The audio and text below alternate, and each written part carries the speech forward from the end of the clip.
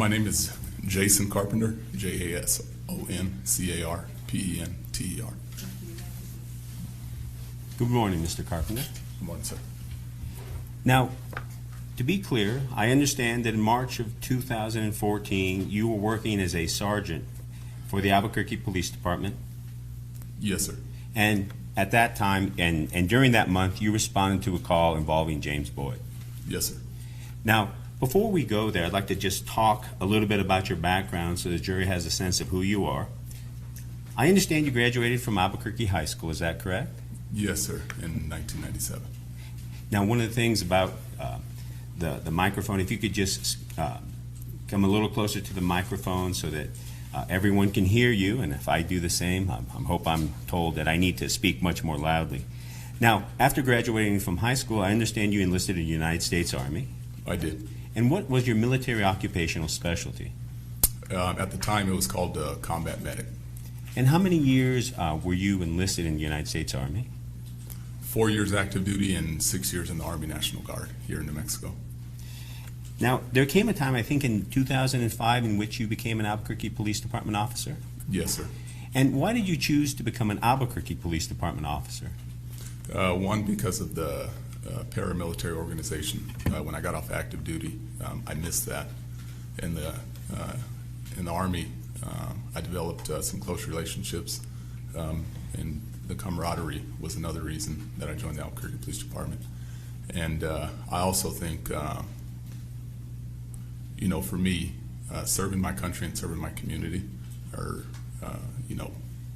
probably as an adult male, something that it would have been worthwhile for me.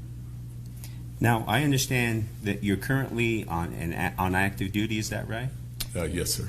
Now, which branch of the military service are you serving in right now? In the United States Air Force. It's the New Mexico Air National Guard. So, currently you're not working as an Albuquerque Police Department officer, is that right? No, sir. You are on active duty with the Air National Guard? Yes, I'm on active duty orders. Now, turning your attention to your career with the Albuquerque Police Department, I believe you began your career in 2005, is that right? Yes, sir. And how long did you work as a field services officer? Approximately 5 years. And after 5 years, did you begin a promotional process to the rank of sergeant? Actually, I worked as a narcotics detective for 3 years in Special Investigations Division. So it's fair to say that you worked as an officer and a detective for 8 years? Yes, sir. And after those 8 years, did you begin a testing process for the rank of sergeant? I did. Would you please explain the process that you had to undergo in order to become a sergeant with the Albuquerque Police Department?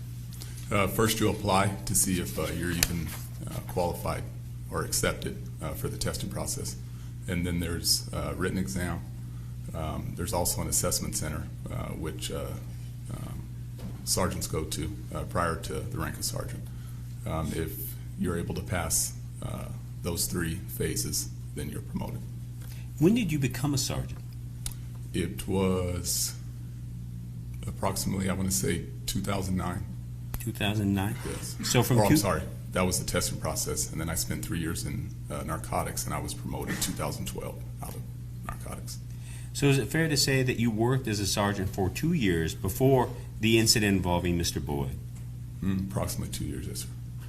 Now, in March of 2014, would you please describe your responsibilities, I guess I first should say, as a sergeant, what was your specific, where did you specifically work with the Albuquerque Police Department? As a sergeant, I was first placed in the Southeast day shift. After that, there was a bid process, and I ended up bidding to the Foothills Area Command. Now, is it fair to say that the Foothills Area Command encompasses that area that we know to be the open space on the Sandia Mountains? Yes, sir. Now, as a field sergeant in the Foothills Area Command, what are your general responsibilities? One, being the supervisor, you can supervise anywhere from, I'd say, 7 to, I've had a squad with 14 officers. So supervision. Also, working in the Field Service Bureau, we answer calls for service, which is our primary duty. Also, you do have officers, which kind of proactive policing that are out there stopping vehicles and calling out with subjects, but our primary duty is calls for service. Now I'd like to talk about the call for service that was made that brought you to the 812 Piedra Vista Road Northeast in March of 2014. Now there's been an awful lot of testimony about the lead up that brought you to the Hill, so I wanted to take you quickly from the time you were dispatched until the time you were on the Hill speaking with Mr. Boyd, with the court's permission. Now, it's about 4:30 when you learn that there is a incident happening in the open space, is that right? Yes, sir. And it's about 5:02 p.m. when you learn that a suspect or subject is at gunpoint in the ARES 10-3. Approximately. Okay. Now, having heard that a subject is at gunpoint in the ARES 10-3, what concerns did that raise in your mind? Several. Safety being number one. I do believe at some point I was informed that they had a subject that was armed with a deadly weapon is the reason that they had their knives out or their guns out. So as a supervisor, it presented several concerns for me. Like I said, safety being number one. Number two, it is our policy. The Albuquerque Police Department has developed that a hard striper start to that area and be on scene. When you use the term hard striper, what do you mean? When I mean hard striper, I mean sergeant, the rank of sergeant. So the Albuquerque Police Department requires that a sergeant respond to critical incidents. Is that a fair statement? Yes, sir. And is that the reason why you went to this particular call? One reason. Also, I think oftentimes working in the Field Service Bureau, even prior to promotion, and it's also kind of the military way. You're there, to help each other out also.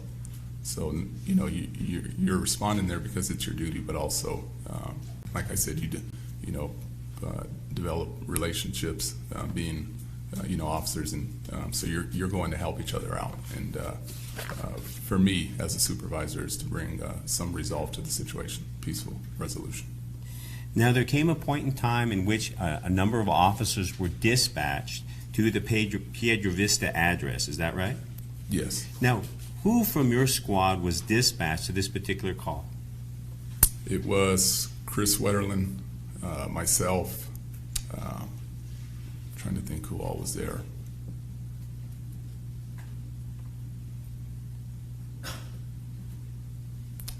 So, if I may, there was 2 squads working that day.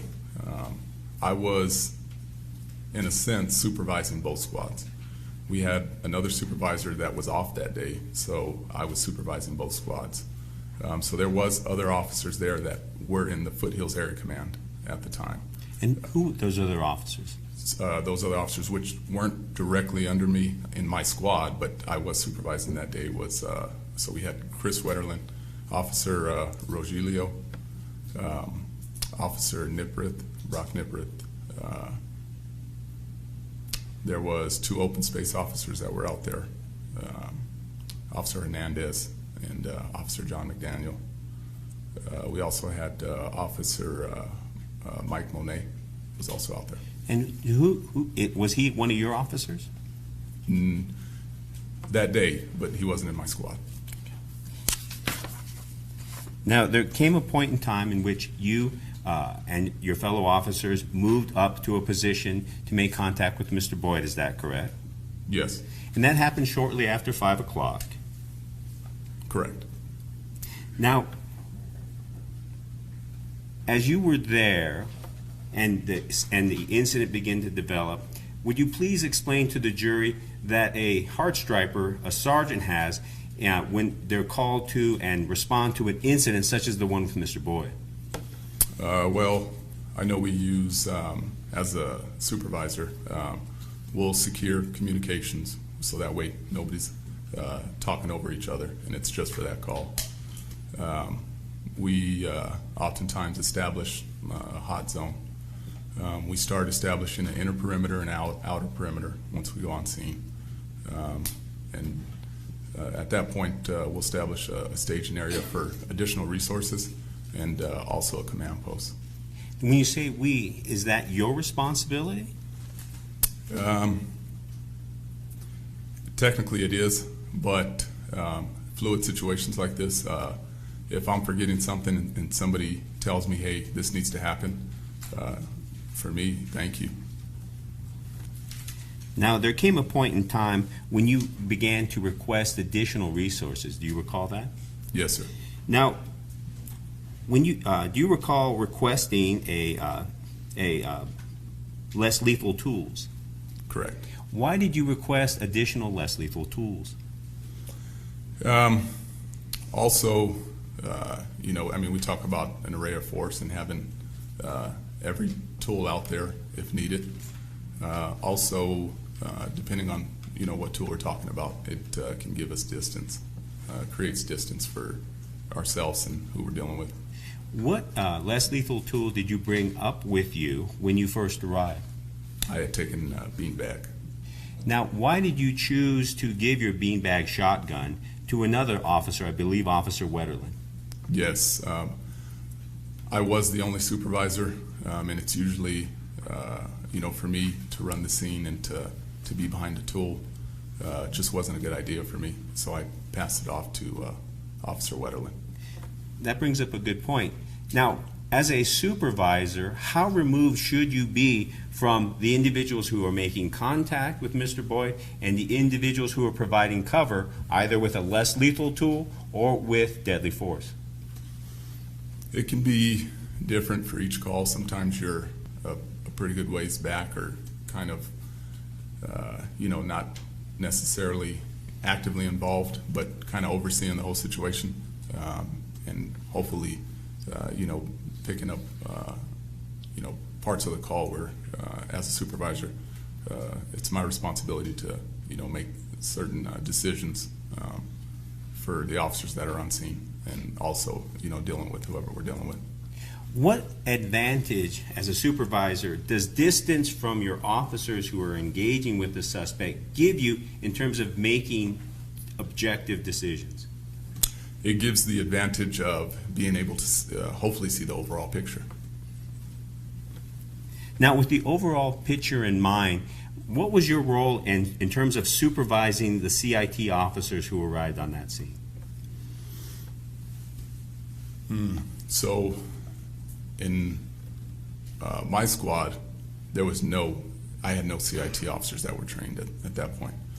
I was previously trained as a CIT, but when I went to narcotics for 3 years, I guess I wasn't technically certified when I came back out as a field service supervisor. So I did ask, you know, on scene who's CIT certified, and Officer Monette had said that he was. So being the supervisor, it was kind of given that he would pick up communication with Mr. Boyd at that point. Now, to be clear, what type of training did you receive in order to become a CIT officer? It's an additional 40 hours of training. In the academy, you do scenario-based training. You also receive some classroom instruction, PowerPoint instruction, and it's some additional 40 hours of the same training, a little bit more in depth. Now, how long did you actually work or serve as a CIT officer?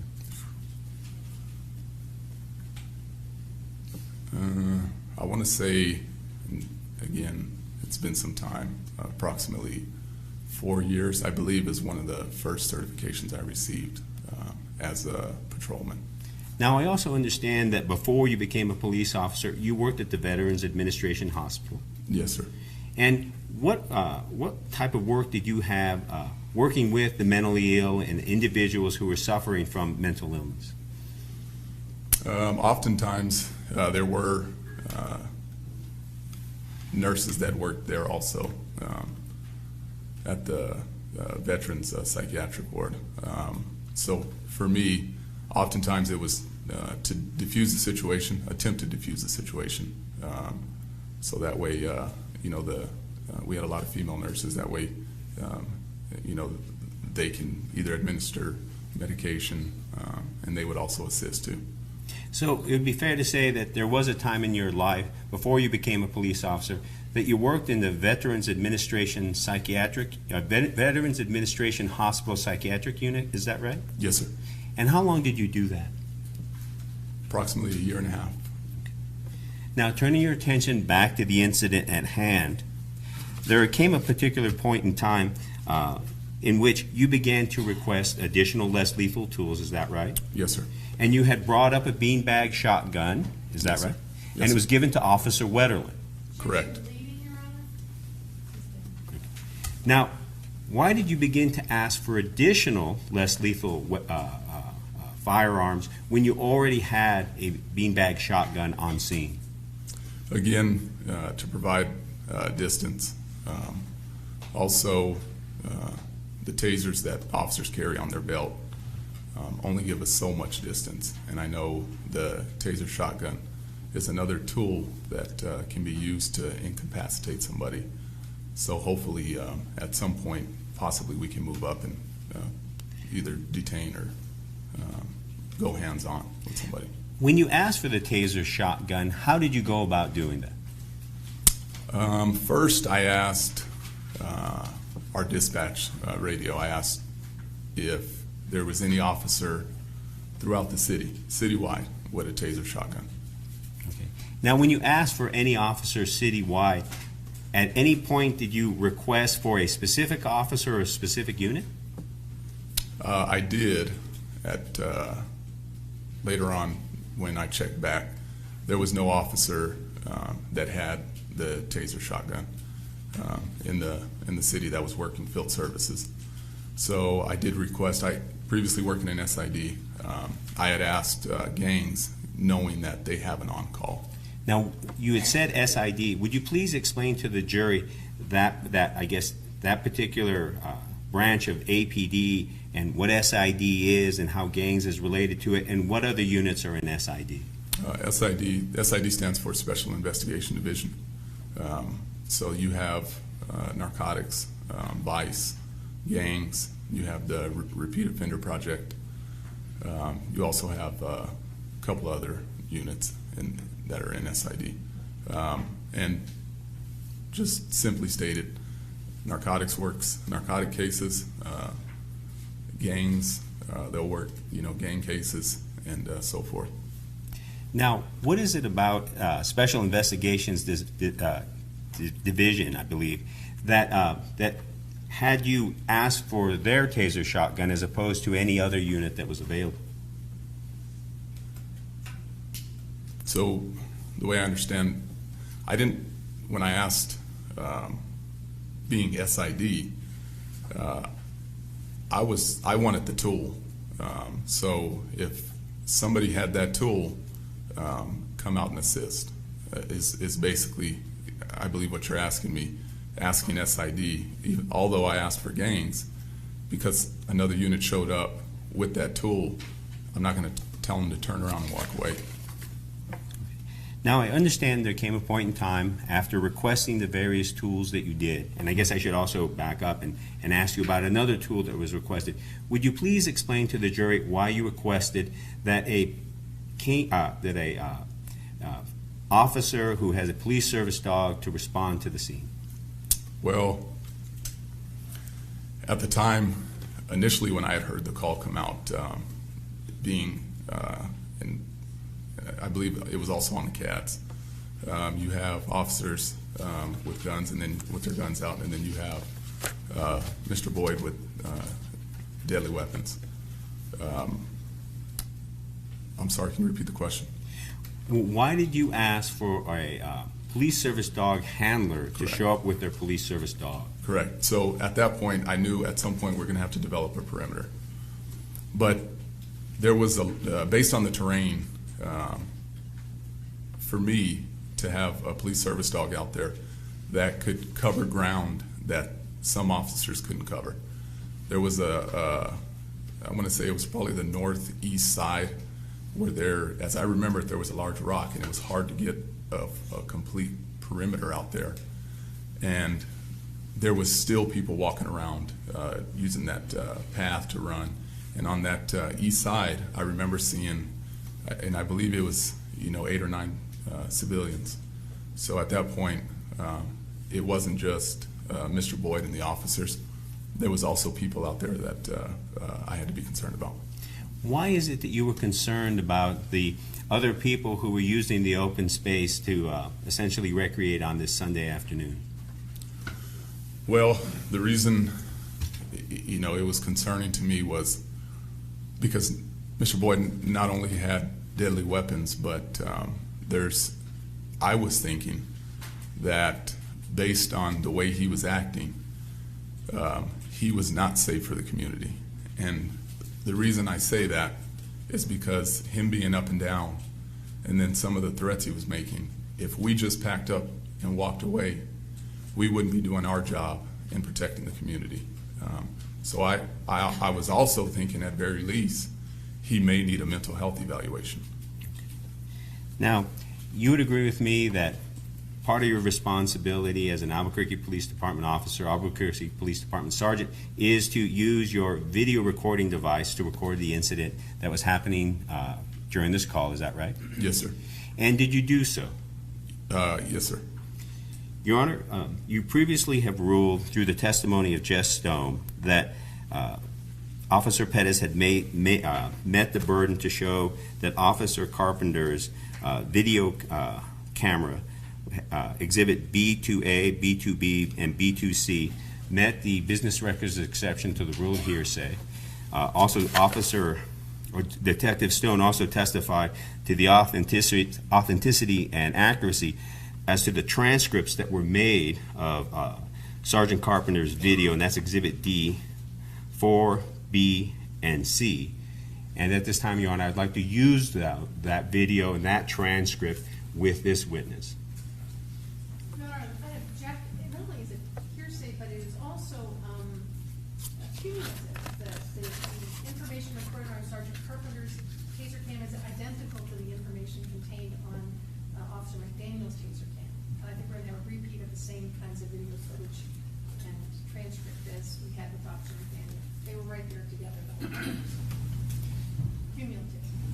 So if the objection is cumulative, I have made certain that the portions of Sergeant Carpenter's video that I would play have not been played thus far. Exhibit B2A, B2C, sorry, B2A, B2B, and B2C, as well as B4B and B4C.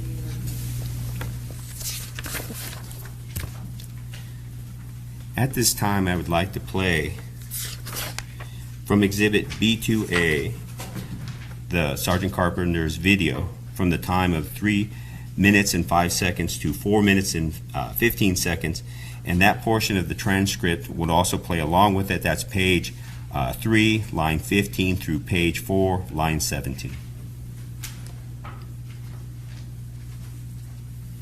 Is that correct, Bob? Is Bob? Is that correct?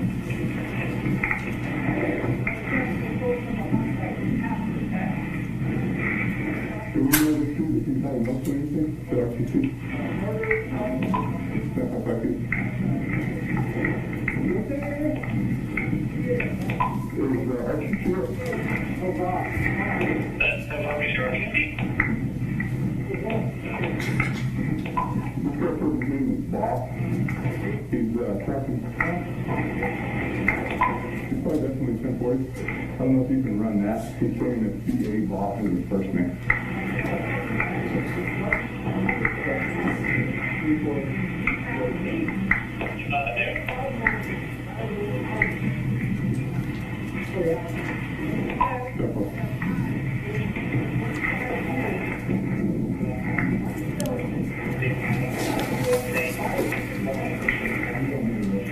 No.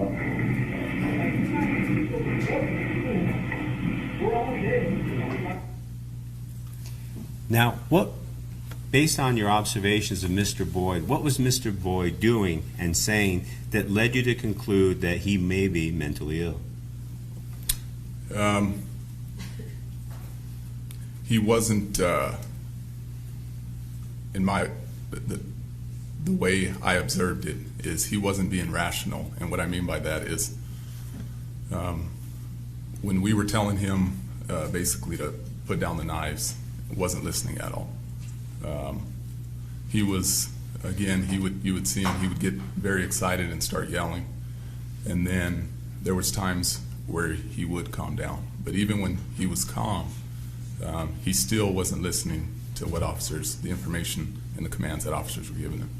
Now, you would agree with me that you've come across criminal suspects who are not mentally ill and they refuse police commands. Is that fair?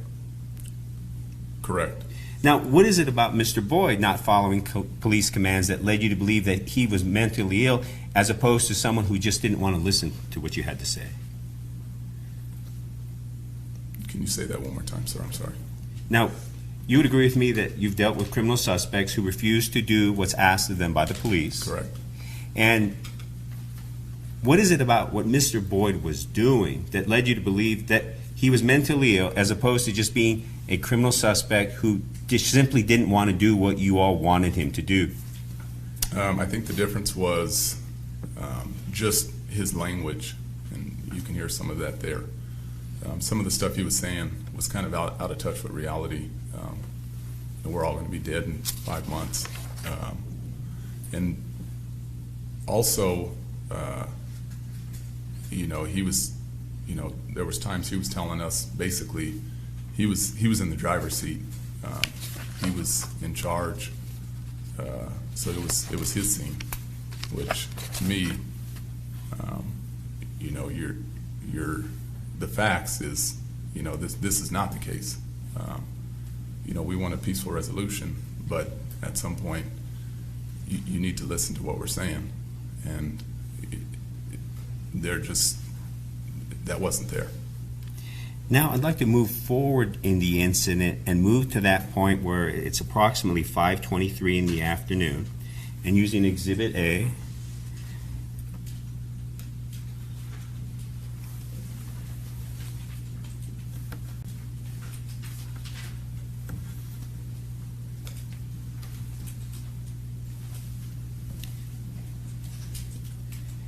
now, you're familiar, of course, with the computer-aided dispatch report, is that right?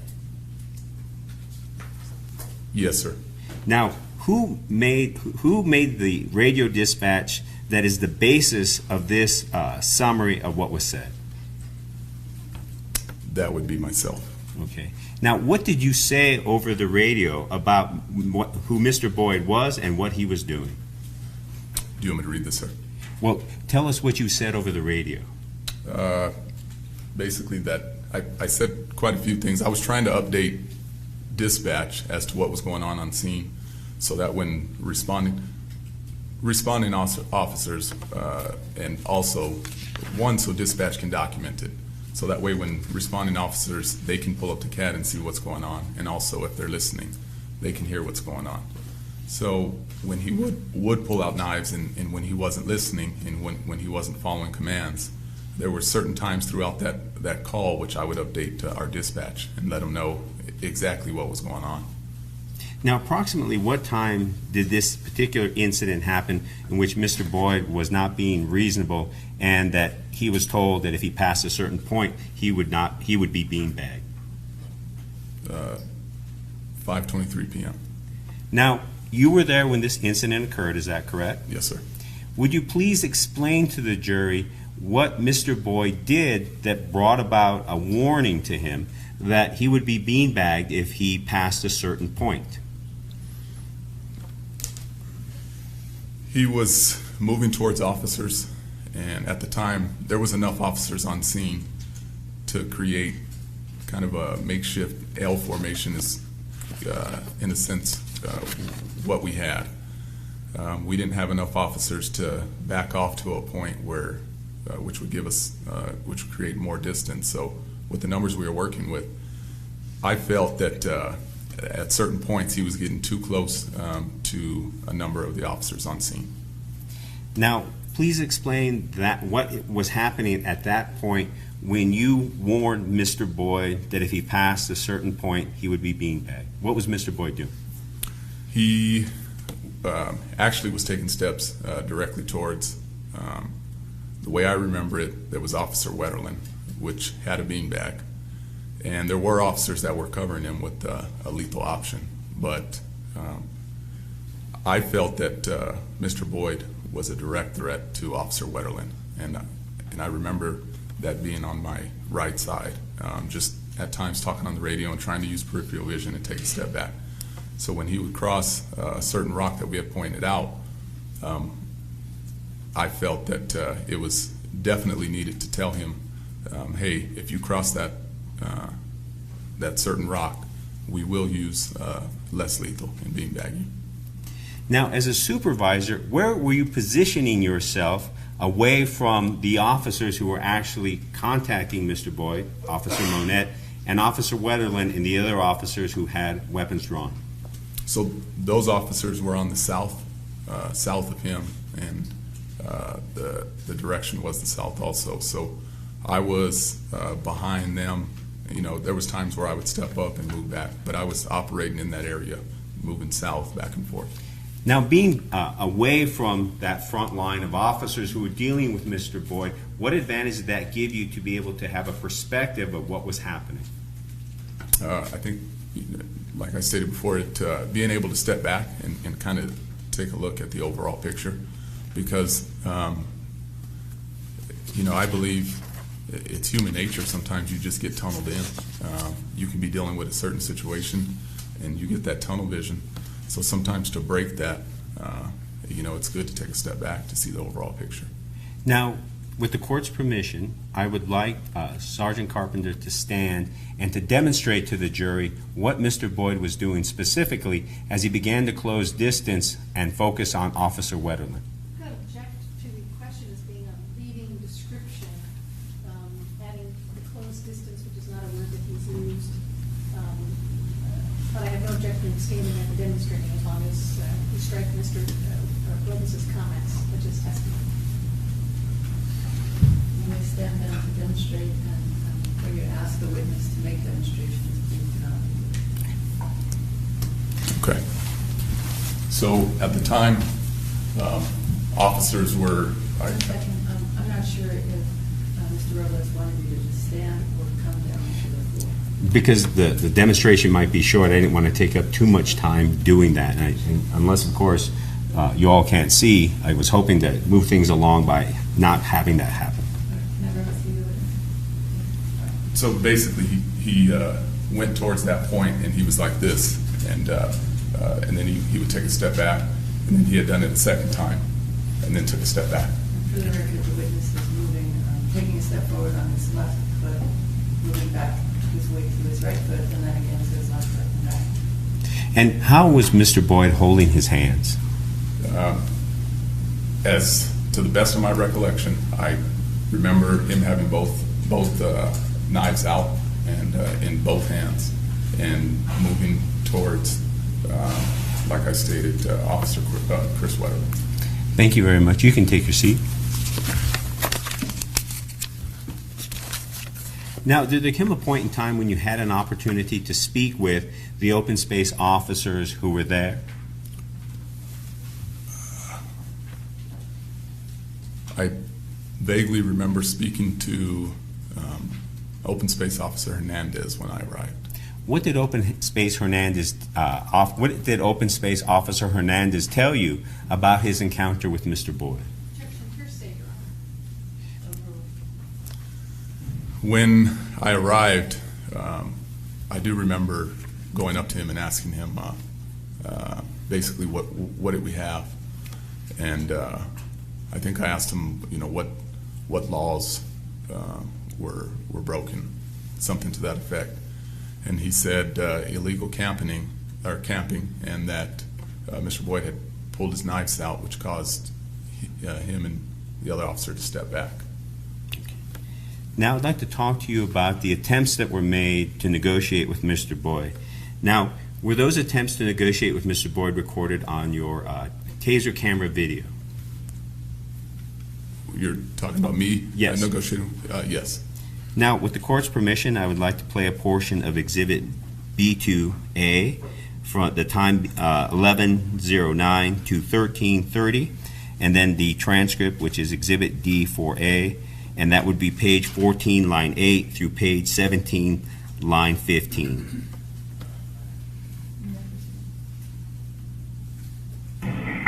Right now, I can guarantee that your safety as long as you just put the knives down and stop. I'm just saying, no, not. Put them in your pocket then. Put them in your pocket. We're gonna have to come and talk to you. We'll take them, but we can't talk to you with knives like this. Are they serving now? Could you close them? Yeah. Are they flip-off the knives?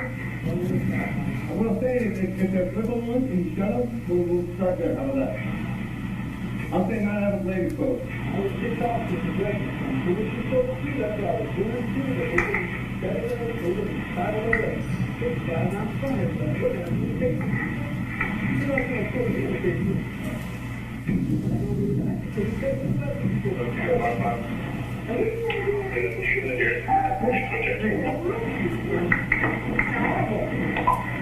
I can keep the 10-3.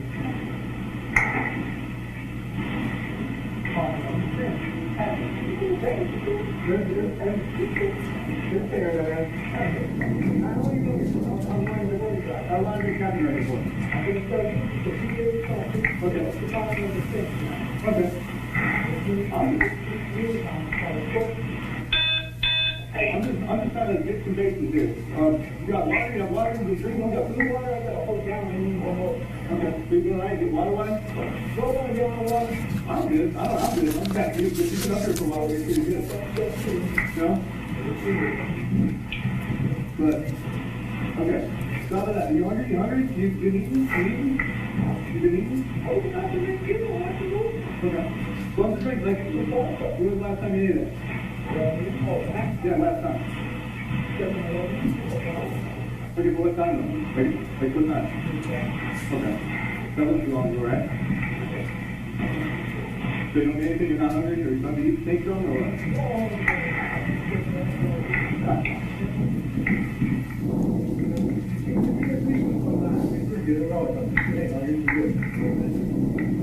But, what are we gonna make? What are you making? Now, who was the individual who was speaking with Mr. Boyd? Officer Monette. Now, as a CIT, as a former CIT officer, what techniques was Officer Monette using to try and create rapport or create a conversation with Mr. Boyd? Well, I think he was at times trying to de-escalate Mr. Boyd, and trying to. At one point, they were talking about the knives, so he kind of diverted and started talking about his well-being to make him seem like, hey, we care about if you've had anything to drink, if you've had any food, if you've had some rest. If not, possibly we can, provide that to you, throw you up some water, stuff like that. Just trying to redirect him. How successful were Officer Monet's efforts to redirect Mr. Boyd's attention and try to ultimately diffuse the situation so that Mr. Boyd would give up his knives?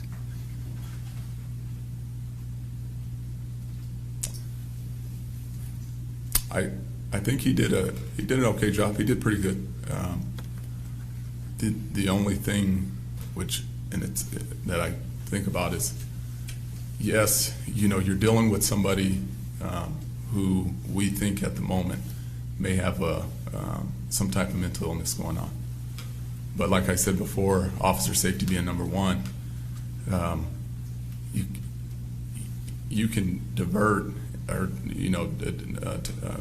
change the subject with Mr. Boyd, but he still has the knives. At some point, he needs to put those down or put them away.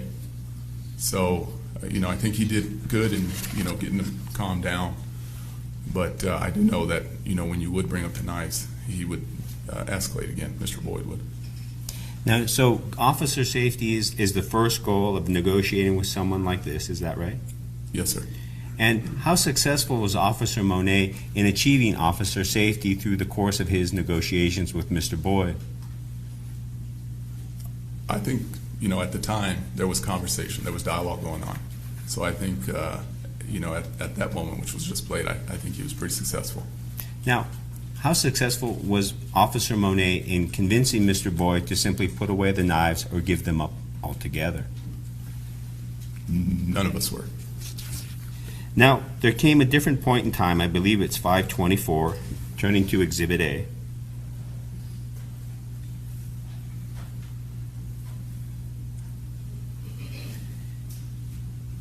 Do you see that portion of Exhibit A? I do. Now, who is the person who is making the request that's stated there? Myself. At approximately what time were you making that the request?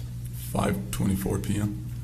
Now, what specific requests were you making over the APD radio? I had requested state police, and previously I had talked to radio about a response time for crisis negotiation team. Well, let's take the first thing, crisis negotiations team. Why did you request the presence of a crisis negotiations team when you had an officer, Officer Monette, who was CIT trained, and you as a supervisor who had previously been a CIT officer? You go back to, well, I mean, if the more tools we have out there that we have at our disposal, I was thinking, let's try a little bit of everything to possibly resolve this.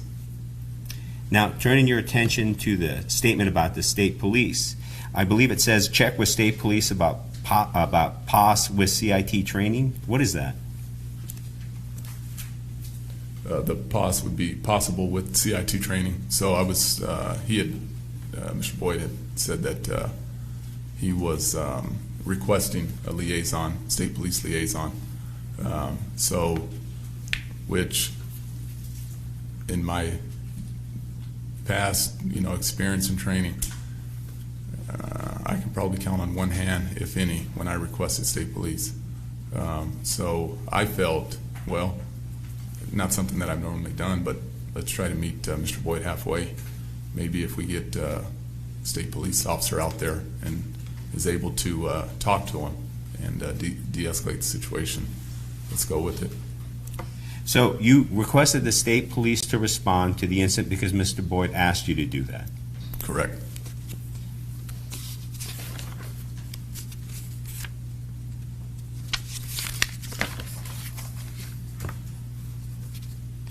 Now, I'd like to turn your attention once again to Exhibit A at about 5:59.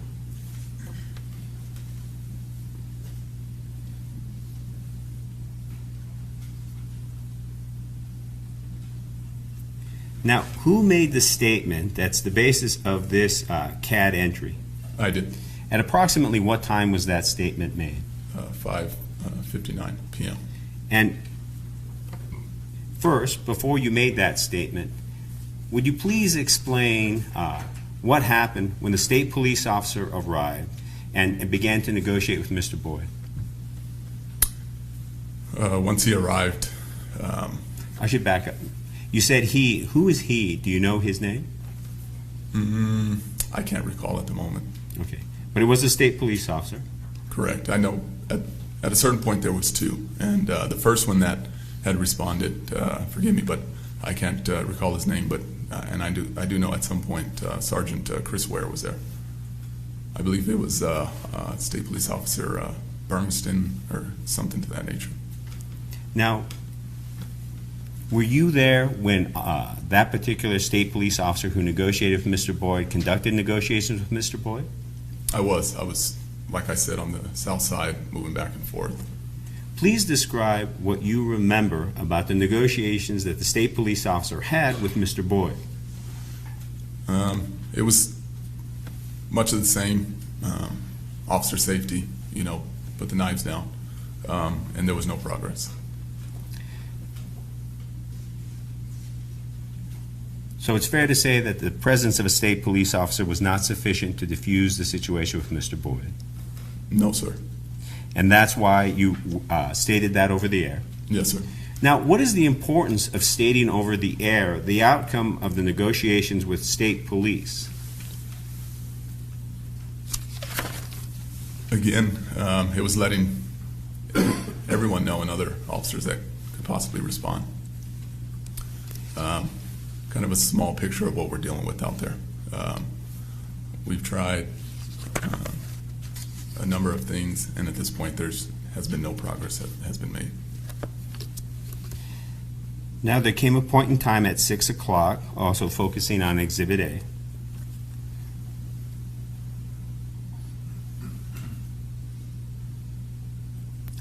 Who made the comment that's the basis for this CAD statement, this statement in the CADs? I did. And at approximately what time was that statement made? 6 p.m. So what did you say over the radio about Mr. Boyd and what he did? That Mr. Boyd was asked to put his weapons down and to walk to officers. And his exact statements were, he won't submit to anybody. And that's what you heard Mr. Boyd say to the officers? Yes, sir. Why did you decide to make that known over the radio? Well, I mean, I think it's, every officer and, supervisor, you want to resolve it. You do. So you're trying. And then when for me at the time, there's no resolve. It's like, you can't predict the future. You're not sure what's going to happen. So him saying that he won't submit to anybody, I'm letting people know basically, what the type of individual we're dealing with. He's, again, being unreasonable, not being rational. Now, turning your attention again to Exhibit A at 6:04.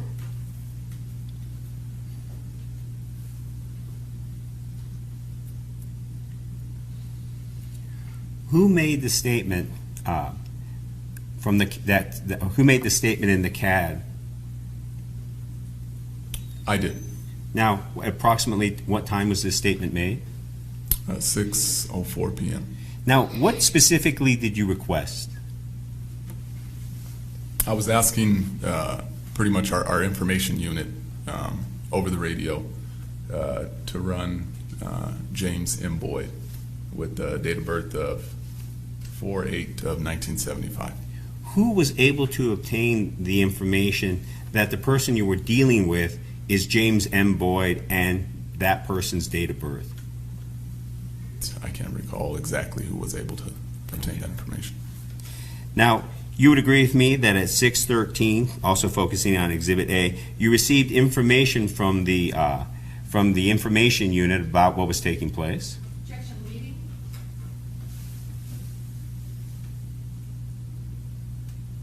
I'm going to sustain that objection.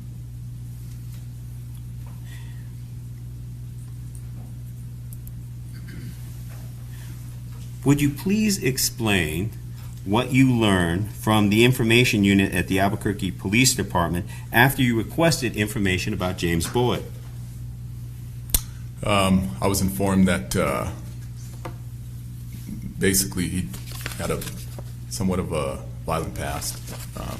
There was some battery charges. There was also dealing with officers. There was battery on police officers that he had previously been charged, and there were reports of that. Now, I'm going to turn your attention to Exhibit A at 6:23 p.m.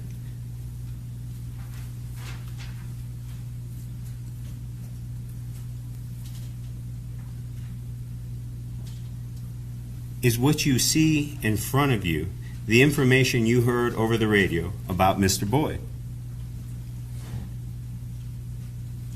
It is. Now, what do you recall hearing over the radio about Mr. Boyd and the history that was given to you by the information unit? And let's just start with the first line. James Boyd listed in CIT, no case.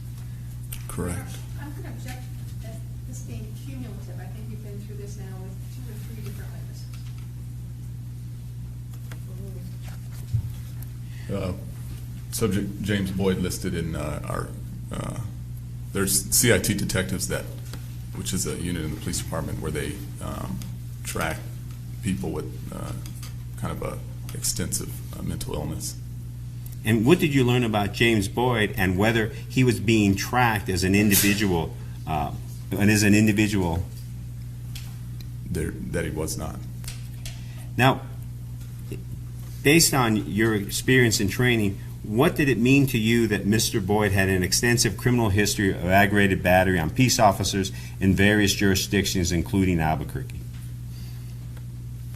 That we were dealing with a violent individual. Please explain if you believe whether his interaction with all of you during the time that you were there was consistent with his prior history of aggravated battery on peace officers in various jurisdictions, including Albuquerque. I believe it was consistent. Now, there's also a statement about Mr. Boyd being a paranoid schizophrenic. Correct. Now, based on your CIT training, what type of work do you need to do with someone who's a paranoid schizophrenic to try to bring them to a place where they're no longer in crisis? Well, dealing with somebody with schizophrenia or mental illness, there's several things that I guess you can do. You know, the level of tone that you're talking to them, keeping your voice down. Also, I just recall dealing with people with this type of mental illness before. Oftentimes don't want to be touched.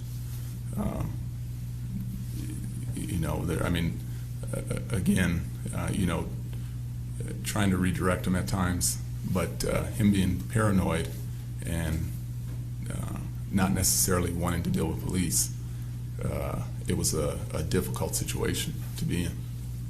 So when you heard over the radio to use extreme caution when contacting Mr. Boyd, what did that tell you about how you had to proceed with your future interactions with him? Well, proceed with definitely, proceed with caution.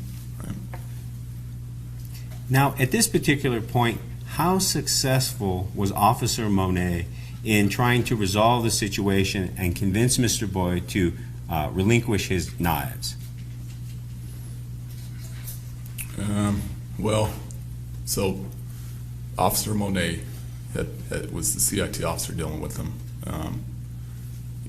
And at this point, I think we tried state police, and I had even talked to him, and I had told him, hey, I'm done talking to you. At a certain point, I don't think he really wanted to continue dialogue with me. I don't think any of us were successful at getting him to even do anything with his knives. Put him down, put them in his pocket, close the folding knives, the blades. So I don't. Now, there came a point in time when you came off of the hill and you ended your interactions with Mr. Boyd. Is that right? Correct. Now, turning to Exhibit A at 617.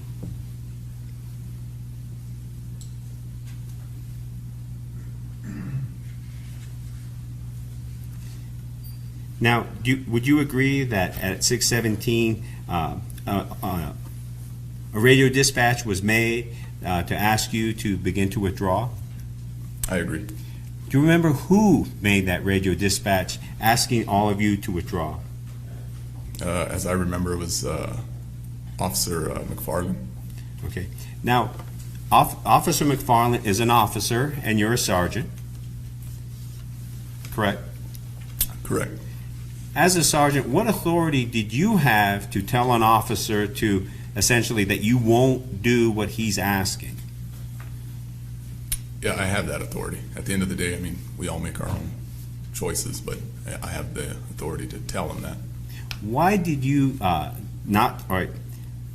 Why did you choose to withdraw from the hill where Mr. Boyd was located instead of telling Officer McFarland, no, we're staying?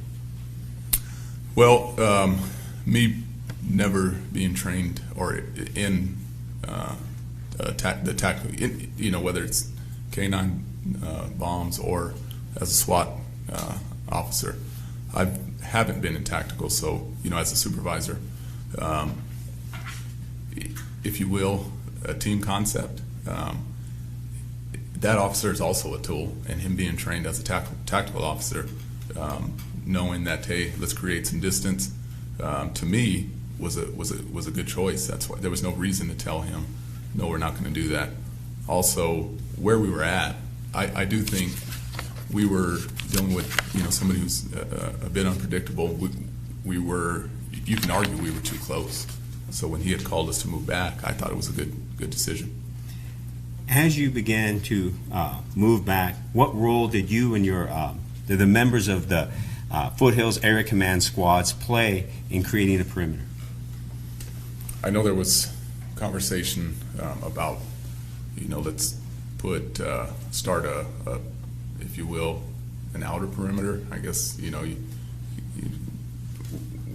what I thought was the outer perimeter, you can put an officer with less lethal and, another officer with as a lethal option, and let's kind of get him circled off here. Now, based on your observations at that time, how many, citizens of Albuquerque were in the open space? There were several. I know, again, I remember seeing 8 or 9, possibly 10 that were northeast of where we were, of the situation. And there was also, I remember at times people still on the run path, so we had to stick an officer on one end of the run path on the north side and one on the south side, so they're not moving within the scene. Now, another question, and that is, you had a choice as a supervisor to request a SWAT activation, is that right? Correct. Would you please explain why you chose, at this particular point, not to make this a SWAT activation? Well, when I talked to Officer Hernandez, he had said that, Mr. Boyd had pulled out knives and caused him to step back. So I remember thinking to myself, well, that's, assault. And I, to the best, as I remember it, I went over the air twice asking, hey, do we have felony charges? What charges do we have? Expecting one of the open space officers to key up and say, hey, this is what we have. And I didn't get that either time. So as a supervisor, I started questioning, well, do we have felony charges? That was in my mind, even though, as I believe, possibly we did. I remember, being a detective, like in court, these officers didn't say it on the radio, but then I was thinking maybe the radio transmissions, they were broken up there, so let me say it again. So I don't know if they heard, but there wasn't the response I was hoping for, and so that way we can document it. So I felt it didn't meet the criteria at the moment in our SOP for a SWAT activation. May I have a moment to confer, Your Honor?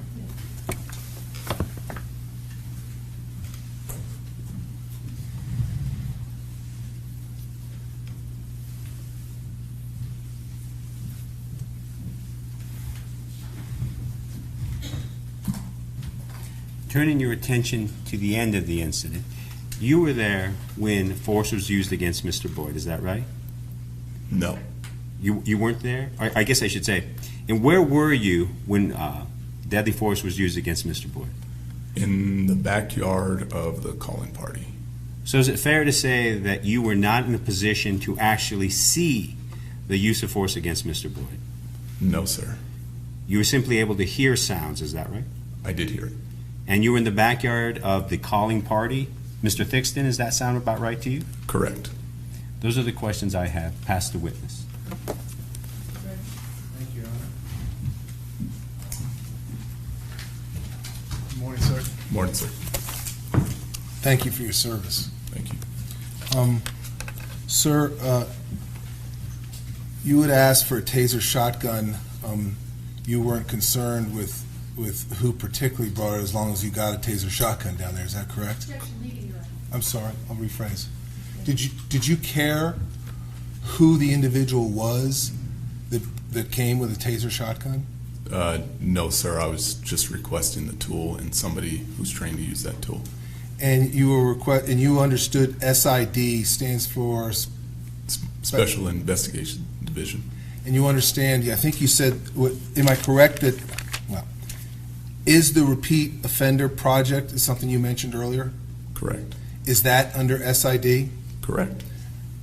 Do you have an understanding of whether or not Keith Sandy is in that unit? I do. Did in fact dispatch inform you, did dispatch inform you that Keith Sandy was en route with a taser shotgun? Objection leading, Your Honor. Did dispatch inform you if anyone was en route with a taser shotgun? Objection leading, Your Honor. That's what you said before. I'm sorry. Rephrase your question. What did dispatch inform you as far as whether or not anyone was responding with a taser shotgun? They did advise that someone was responding. And by the way, what was your intent when you asked for a taser shotgun? That that's just a shot? Was it that a shotgun would just be dropped off, or that an officer would come with the shotgun and the officer would stay on scene? Objection leading, Your Honor. So, for the taser shotgun, you have to be trained to use that tool. To the best of my ability, I don't believe the field officers that were out there were trained to use that. So, knowing that SID has that tool and has been trained to use it is the reason I thought SID. Just to be clear, what officer suggested to you that your field officers tactically withdraw away from Mr. Boyd? SWAT officer McFarland. Did Keith Sandy ever instruct you to do anything with your officers? Objection leading, Your Honor. Did you ever have any conversations with Keith Sandy?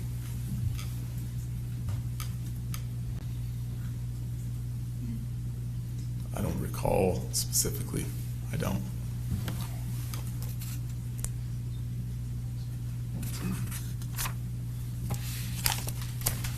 I just have a moment, Your Honor. Good afternoon, or morning still, I guess. It feels like afternoon for all of us who've been here for a while. Sergeant Carpenter, okay. The last question that was asked was whether you had any conversations with Keith Sandy. And if I can have the Elmo put back on, Judge.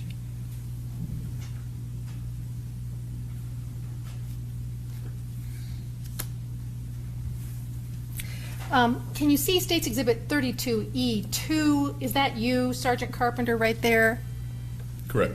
And can you see right here, right in front here, who is, can you tell if that's Defendant Keith Sandy right there, right in front, face to face with you? Well, I mean, I can't tell according to the picture, but I have knowledge of, yes. Okay, being that's there. who it is right there, isn't it, sir? Correct. And that's when you were first called down to talk to folks? Correct. And this person here is SWAT Officer McFarland? Correct. Ingram? Yes, ma'am. And I guess, this person here is Scott Weimerskirch, is that right? Yes, ma'am. All right. And did those four people arrive together approximately at the bottom of the hill? I would say, yeah, approximately. All right. Let me go back and start with where Mr. Robles started with you. You worked for a year and a half as a nurse tech on the VA psychiatric ward, did you not, sir? Yes, ma'am. And in that job, you got to talk to some of the veterans who were suffering from mental illness Yes, ma'am. and learn their stories. Yes, ma'am. And as a result of that, you came to the conclusion that people with mental illness are people just like the rest of us, didn't you, sir? Correct. Your goal when you arrived out at the scene was to make sure that everybody out there was okay. Is that right? Correct. You wanted to make sure you didn't want anything to happen to Mr. Boyd, did you? No, I think what you're saying is a peaceful resolution. Absolutely. Yes, sir. And that meant you didn't want anything to happen to Mr. Boyd, did you, sir? At the time, I don't. I don't know who, as an officer, goes out and wants something to happen to somebody else. I mean, we do this to serve the community. Yes, sir, and in fact, you're one of those people who likes to believe that there are not police officers who show up to work thinking, I want to shoot somebody today. Is that right? Judge, I'm following up on his answer to my question. Okay. Let me go back to where we were. You didn't want anything to happen to Mr. Boyd, did you, sir? Objection asked and answered. Okay. You didn't want anything to happen to your officers. Absolutely not. And in order to keep that from happening, you tried to keep your officers at least 25 to 30 feet away from Mr. Boyd, didn't you, sir? 25 to 30 feet. Yes, sir. I think when we backed up, ma'am, we were probably a little bit further than that. Okay, when you first got there, though, the closest you ever got was within 25 to 30 feet of Mr. Boyd. Is that right, sir? Yeah, I guess. I mean, sounds about right. All right. When you first arrived, you were not afraid of Mr. Boyd, were you, sir? When I first arrived, Yes, sir. personally, Yes, sir. personally, there was fear. Now, for myself, no, but for the officers on scene, yes, which All right. I've stated. You've given a deposition under oath in this before, haven't you, sir? Yes. All right. And in that deposition, you were asked that exact same question. Page 84, line 5, counsel. Were you scared of Mr. Boyd when you arrived on scene? And your answer, sir, initially when I first arrived on scene, no. I think I was. My feelings were for the other officers. But question, you weren't personally in fear that he was going to harm you in that moment? And your answer, sir, right when I arrived on scene, I don't remember having that feeling. I don't. Is that correct, sir? I'm going to object in proper impeachment. That's not an inconsistent statement with what he testified to. Mr. Boyd was up and down Yes, and was irate sometimes, he was. and at other times he was calm in answering your questions, wasn't he, sir?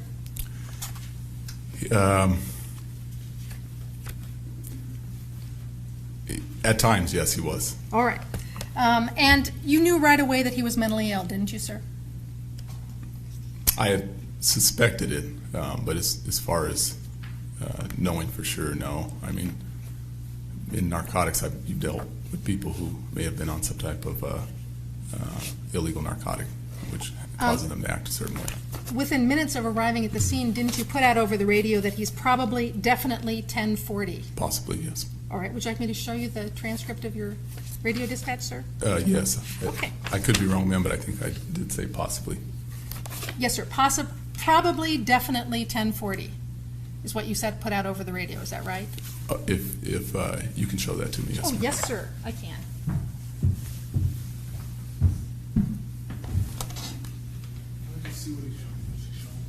This is the transcript of his taser cam, page 4, line 8 to 9. Do you know what time this is, ma'am? Yes, sir. This is right after you arrived. This is one of the clips they got. Yes, Your Honor, it is. Right after you arrived. The only reason I asked for time, if you can rephrase your question, because I think you said as soon as I got there, I knew that he was. Okay. Within a few minutes after arriving, Sergeant Carpenter, Yes. you knew that he was mentally ill. Is that right? Correct. And you put out over the radio that he is probably definitely 1040, and that means mentally ill. Is that right? Correct. And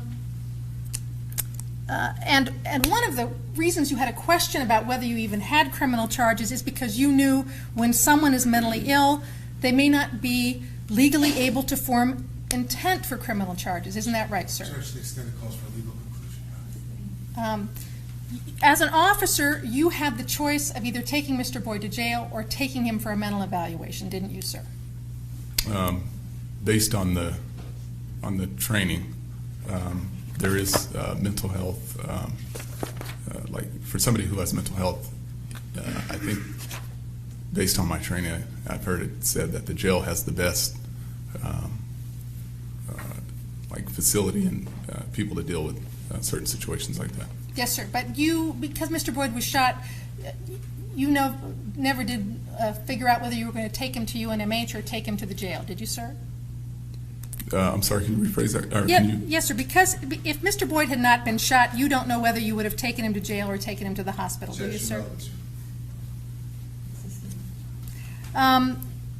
You questioned once you arrived whether they even had felony charges on him, isn't that right, sir? So, as I remember it, ma'am,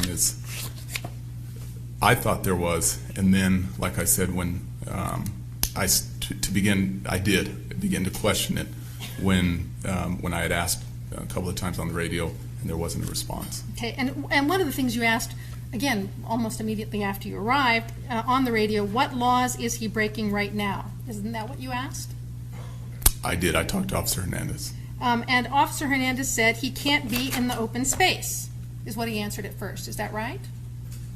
It was something to that effect. Okay. And then Officer Hernandez added, and he pulled the knives out. We told him to put the knives away, put the knives down. He can't approach us with knives. He's got to go. Isn't that what Officer Hernandez told you? I don't recall it that way, ma'am. Would you like me to show you the transcript again of your taser cam? I know there's video which I have previously seen, and the way I remember it is when I had talked to him, I believe I'm the one that said that he's got to go. All right. Well, so this is your taser transcript of your taser footage, sir. I'm not talking about the transcript, ma'am. I'm talking about the video. I believe I was the one that said he had to go. All right, sir. But the thing you were talking about on direct was that you needed a criminal felony to activate the SWAT team or a big response of officers. Isn't that right? I don't, per SOP, yes, but I do know based on past experience that they could respond, if it meets certain criteria. But I felt when I was to the point where I've done, X, Y, and Z, I would feel comfortable calling SWAT, knowing that I've tried to resolve it on my own. Yes, sir. And my question, I think, is a little bit simpler. You said, I kept trying to get them to say it on the air, and that's because you need a record of some kind of criminal felony to be able to activate particular kinds of responses in APD. Is that right?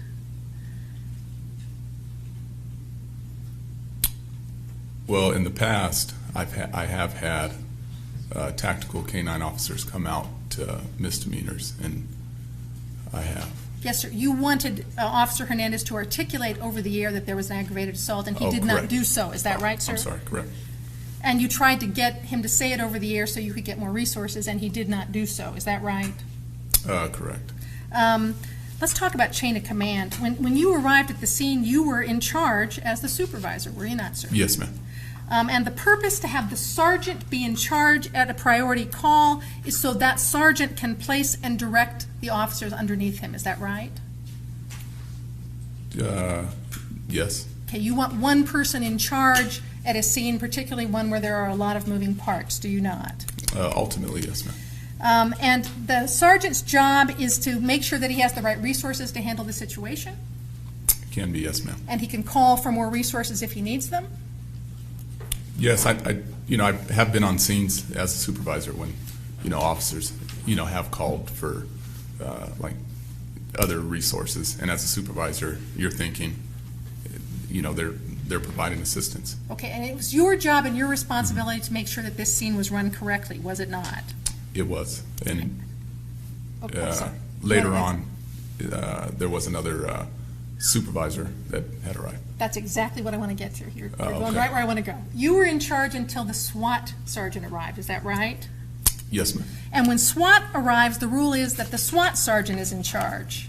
Is that right? Correct. And everybody knows that in APD, don't they? I believe so, ma'am. And that's not the case when other units arrive. For example, the K-9 unit, when they arrive at a scene where you're in charge, you're still in charge, isn't that right? If I may explain. Sure. Yes, But, so you have a supervisor out there with a number of individuals, and you're trying to take everything into consideration. So yes, ultimately, yes, I was in charge. But if somebody's giving you correct advice, as a supervisor, I think I would be foolish not to listen to some of that correct advice. Yes, sir, and that's not what I'm asking. I'm asking just, Okay. you were the one in charge. Yes, right? ma'am. And that's true, when Rope arrives, Rope doesn't take over. You're still in charge, isn't that right? Yes, ma'am. And at some point early in this encounter, SWAT Sergeant Jim Fox spoke to you on the radio after your field officers were assembled and asked if you needed any help. Do you recall that, sir? No, ma'am, I don't believe it was over the radio. Okay, was it over the telephone, sir, maybe? Yes, ma'am. All right, he called you on the phone and asked if you needed help, and you told him you had things well in hand, didn't you, sir? No, ma'am, I didn't tell him that exact statement. Okay, but you told him he didn't need to come. No, he told me he was coming. Okay, and if he testified that you told him that he didn't need to come, do you disagree with his testimony? Asking this witness to comment on other testimony and her saying what other testimony was. Yeah, I think the jury has heard that. Okay. If he says he called and said, do I need to come, and you told him you had things in hand and he didn't need to come, do you disagree with Sergeant Fox? So, the way I remember that phone call is this way. He had called, and I told him that, basically, right now, I think things are okay.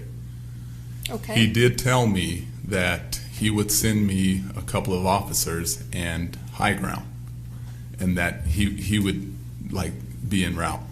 Okay. So I said okay, and then that ended the conversation. All right, you also talked to your lieutenant, and he asked if you were going to make it a SWAT call, did he not, sir? Correct. And you said no, you thought you could resolve the situation. Correct. At that moment, I said, no, not at the moment. And you said to him, I'm not going to let anything happen, didn't you, sir? I don't remember that, ma'am, but possibly. Okay, I'll be glad to show you your deposition, sir. Page 90.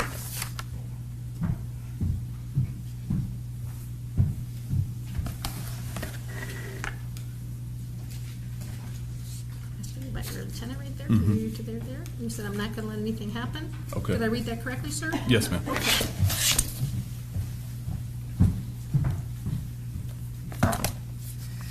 Let's talk about your plan before SWAT arrived, okay? Okay. Your plan was to try to talk the knives off of Mr. Boyd. Isn't that right? Yes, ma'am. You wanted to try to resolve this situation without any use of force, didn't you? Yes, ma'am. And that was your plan both before and after the time that you were up there yourself with Mr. Boyd, isn't that right? Yes, ma'am. You felt there were times when people were making headway with Mr. Boyd, didn't you? I do, to an extent. We still, again, officer safety, separating him from those knives was All right. our number one goal. One of the people who was making progress with Mr. Boyd was the person we heard on one of these tapes, that's Mike Monette, is that right? Somewhat, yes. And you felt that at some point, just continuing to talk to him, he would possibly put the knives away, didn't you, sir?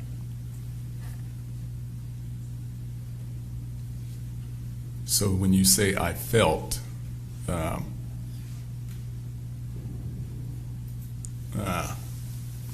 so that was the goal, to try to get him to resolve it peacefully.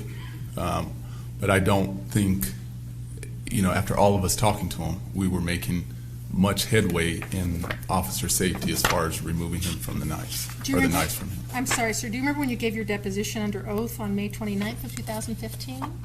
That's why I said felt. I had a feeling you were going to say I had answered a certain question. Yes, sir. Here's the question, sir, page 113. And so when the outer perimeter formed, your plan was still to talk to him. He said, yes, and I felt that there were times I felt certain people were making headway, and then he was kind of up and down. But I felt at some point, just continuing to talk to him, he would possibly put the knives away. Isn't that what you said in your deposition, sir? Correct. And if I may explain, that statement's still true, but when you're out there, and you know, you do have time, so time can be on your side. And normally, you know, training and experience, past experience, you are able to at least separate him from the knives. So that doesn't mean we still don't possibly may not use force. It may be some type of other force to take him into custody. So I do feel correct that the statement is true, but I also feel that it was an up and down situation, and I think which is true to that statement too. It was up and down, and you know, I just felt as a supervisor, I want to resolve this, and that was not happening. Okay, and so your statement that I felt at some point just continuing to talk to him, he would possibly put the knives away, that's a true statement, sir? Yes. Okay. When you told him that if he crossed, I guess it was a line by a boulder, is that right, sir? I'm sorry, it was a line by what? There was a line sort of by where a boulder was. That's where you drew the line and said, if you cross this line, we're going to hit you with the beanbag? Correct. That was sufficient to keep him, to stop him from approaching the officers. He stopped doing that after you drew that line and said, we're going to hit you with the beanbag. Isn't that right, sir? No. Mr. Boyd was told that the weapon that was pointing at him, and let me see if I've got a picture of that.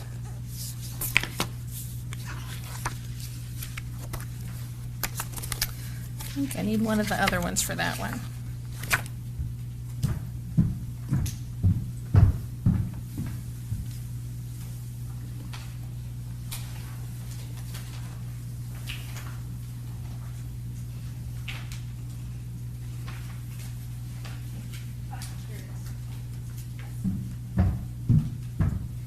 Let me show you some marked, admitted as 7C for Sergeant Carpenter.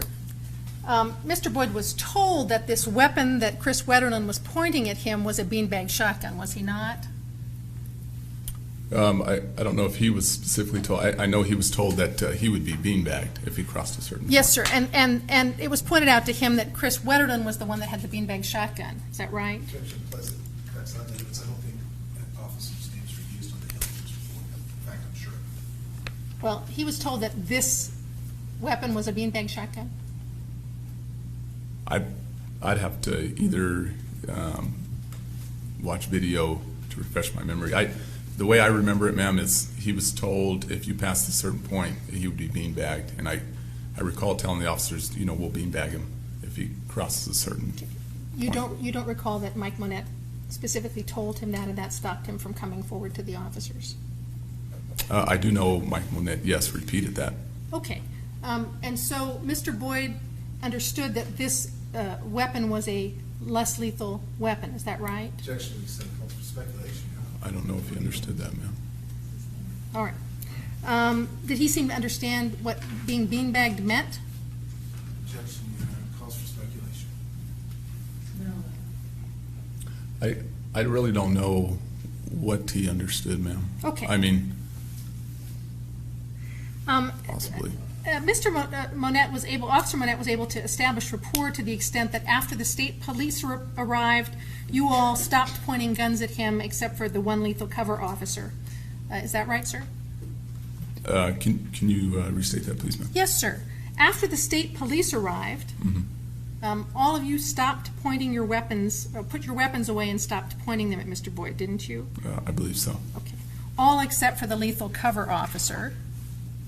And let me show you that in 31II. This is after you all have put away, state police has arrived, you see right there, and you all have stopped pointing guns at him except for the lethal cover officer, Brock Nipreth, up in that corner. Is that right?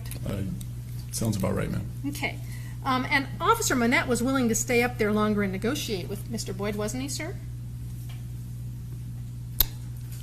I'm not really sure what you're asking. So there was no conversation between me and him about him, you're talking about him staying up there for longer? Right. My question to you is, Officer Monette was willing to stay up there longer and continue to negotiate with Mr. Boyd, wasn't he, sir? Objection, calls for speculation. Did you check in with Officer Monette before he was pulled off to say, you think you can make more progress with this guy? What do you mean by, as far as him being pulled off, ma'am? Well, Officer Monette didn't make the decision to walk down and stop negotiating with Mr. Boyd, did he, sir? No. He wasn't the one that called it quits, was he, sir? No, ma'am. Were you aware that Officer Monette had never had an unsuccessful negotiation with any subject up to that point, sir? Objection, relevance, Your Honor. You called him down after your discussion with these folks at the bottom of the hill, is that right, sir? He was called back, but he wasn't called down. Okay, when you say called back, he was called away from being with Mr. Boyd, wasn't he, sir? Yes, all of us were, ma'am. Okay, and here is a picture, I think, of the moment when you all were called down from the hill. Yes, ma'am. Okay, let's talk about how Defendant Sandy and rope officers got to the scene. It is unusual in your experience that rope would show up for a situation developing with a mentally ill person, isn't it, sir? Objection, Your Honor, relevance. Completely relevant, Judge.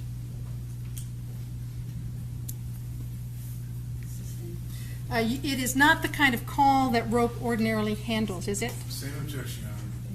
You did not call for rope officers to arrive at the scene, did you, sir? Objection, relevance, Your Honor. It's directly related to what he was asking him, Judge. Can you repeat that, ma'am? You did not call for rope officers to arrive at the scene, did you, sir? Specifically, no, I called for the tool. Taser shotgun. Yes, ma'am. And I think you've already testified you wanted it from the gang unit, requested it from the gang unit at one point, is that right? Well, so the reason I know, with my experience being in special investigations, I don't recall rope. There was times possibly, but I don't recall them being on call all the time. And I knew gangs was. That's why I said gangs, because I knew they were on call, and rope didn't necessarily have an on-call. But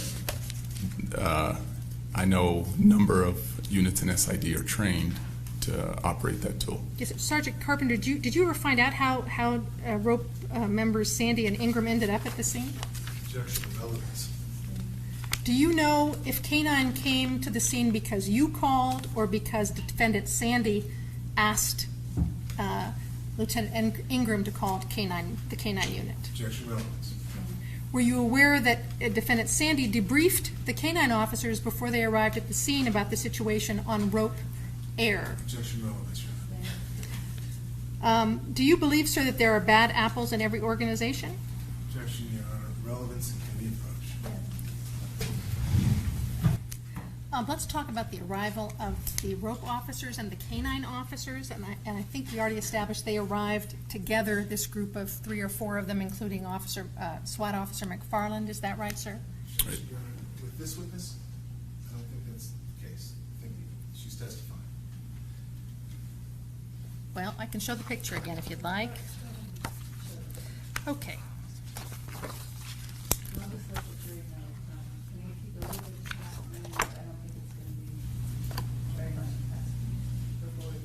Okay. So Sergeant Carpenter, this is the group of people that arrived together, these 4 here, Sandy, Weimer-Scourge, McFarland, and Ingram, is that right? And Rex here too, is that right? Yes, ma'am. Okay. And you were called down the hill to talk by Officer McFarland, who's this fellow right here, is that your recollection? Yes, ma'am. And do you know whether or not the 4 of them talked and came to an agreement together that they would call you down or not? Do you know if that happened? I don't, ma'am. I know Officer McFarland, who was the one on the radio. All right. And you don't know if the 4 of them were in agreement or were concerned that you were in an unsafe position up there at the top? Ma'am, I don't know what was said, because we were a bit. I mean, they were back from us, and I know Officer McFarland was saying, "Hey, over the radio to come on attack down." him. So you don't know what they talked about before they called you down, is that right? Those 4? Not specifically. Okay. Ma'am. And after you came down, can you tell me who this is a picture that we have from a video of a fellow who was videotaping from his balcony. And can you tell me who I think we've established this is Officer Monette. Do you know who this officer was that stayed up when everybody else got called down the hill? I can't tell from that picture. Okay. When you went down the hill to talk to these 4 officers, by the time that you got down to the bottom of the hill, Defendant Sandy had already traded his taser shotgun for a rifle, hadn't he, sir? Objection calls for speculation. I don't remember that now. All right, sir, let me,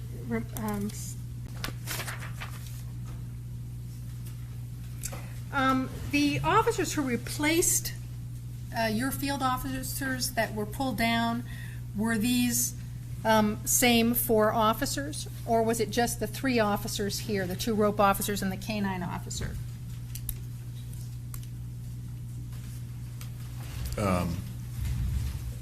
When you say replaced, so we were, the field officers started to take up the outer perimeter. And I know that these officers did move up, not to where we were at, but they moved up a little bit closer than, or a little bit further than where we originally were at. Okay, and those officers who took your place at that point, Keith Sandy, had his rifle rather than a taser shotgun, didn't he, sir? I believe so, ma'am. And he had handed his taser shotgun off to the other rope officer. That's this rope officer, Mr. Ingram. Is that right? Objection, lack of foundation, as he saw it. Your Honor, I think he did, and I can refer him to his deposition. You'd lay the foundation. All right. The other officer that had the taser shotgun was Officer Ingram, not Officer Sandy. Is that right? Yes, ma'am. All right. Did any of these three people, Ingram, Weimer-Skirch, or Sandy, at the bottom of the hill, sit down and debrief with you before they went up the hill about what less lethal resources you had on scene? Debrief. I don't remember that. Okay, and did they ever talk to you about whether you had any CIT officers on scene? Did they? Objection, relevance, Your Do you know if any of the 3 of them spent any time talking to the CIT officer, Officer Monette? Honor. Objection, relevance, Your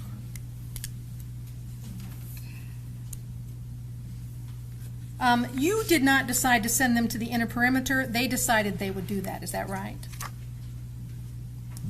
Yes, the canine handler having the dog had moved up, which I was comfortable with. And that trio of officers replaced the field officers on the inner perimeter. Is that right? You still had, that was with them for a moment, was Officer Monette. Okay. He was with them at their location, moved up. Okay. And then at some point did Officer Monette get moved to the outer perimeter? Yes, that was my decision. Officer Monette was there, and I want to say approximately 20 minutes. I don't know, maybe longer. Okay. At that moment. And at the time that Sandy, Weimer-Skirch, and Ingram took over the inner perimeter, you were still supposed to be in command of them. Is that right? Objection, relevance, Your Honor. It is right. Correct. If an officer you were supervising had time to communicate a plan to you, you would expect them to do that, would you not, sir? Objection, relevance, Your Honor. Were you aware that those 3 began discussing various plans to take Mr. Boyd into arrest about 30 minutes before the shooting? Objection, relevance. No, I was not aware. Okay. Was that enough time before the shooting to inform you of their plan? Possibly, yes. Were you aware of their discussion at 7:06 that they couldn't use a taser shotgun with the dog at the same time? Objection, relevance,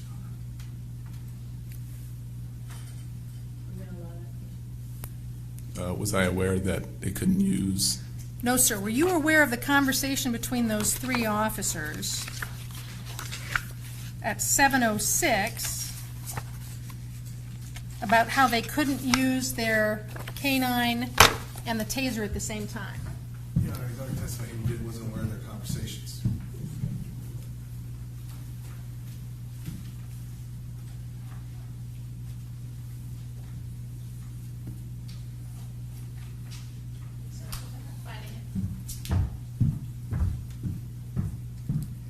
Were you aware of their conversation at 7:16 that nothing dynamic was taking place?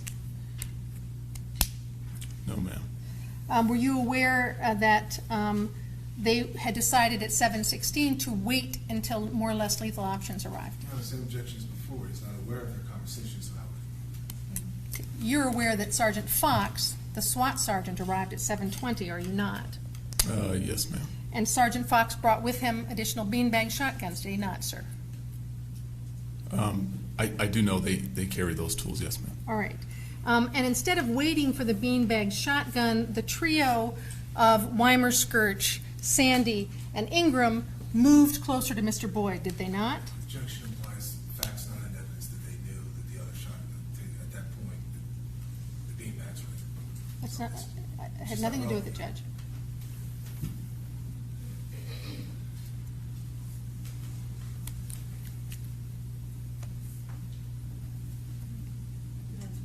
Okay. After SWAT Sergeant Fox arrived, those three moved up close to Mr. Boyd rather than waiting for the beanbag shotgun from Sergeant Fox, didn't they? Same objection. I don't know, Okay. ma'am. Did they tell you or ask your permission about whether they could move up close to Mr. Boyd? At that time, I was given a list of tasks to do from Sergeant Fox. Yes, sir. So- So they never asked you for Uh, permission? No, he was in charge at that moment, ma'am. Okay. And did you ever hear over the radio, hear them ask Sergeant Fox for permission to move up next to Mr. Boyd? Radio transmission was, I don't remember hearing much. I was told to make a phone call. And so for a moment, I was on the phone, and I don't remember hearing that, ma'am. Okay. Did those three ever tell you they were going to try to trick Mr. Boyd into picking up his bags and coming down with just the three of them up there? No. Okay. So I'm just going to object to the last question, ask the answer to be stricken because it implies facts that are not in evidence, Your Honor. They will be judged when Officer Weimer-Skirch testifies. Sustained. Okay. At no time between when they took over the inner perimeter and the shooting did Officer Weimer-Skirch or Defendant Sandy ever communicate to you whether they had an arrest plan? Did they, sir? No, ma'am. Even after the shooting, none of those three officers ever described for you an arrest plan, did they? Objection relevance, Your Honor. And even though you were in charge, you don't know who made the decision to arrest Mr. Boyd, do you, sir?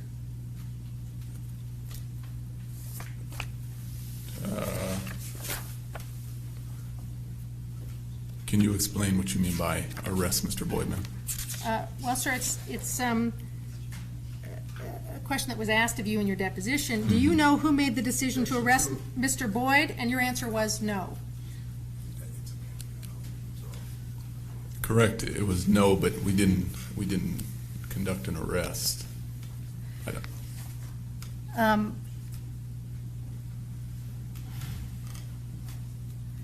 Can you tell me which of the three officers between Weimer-Skirch, Sandy, and Ingram were assigned to go hands-on to make the arrest of Mr. Boyd when they approached?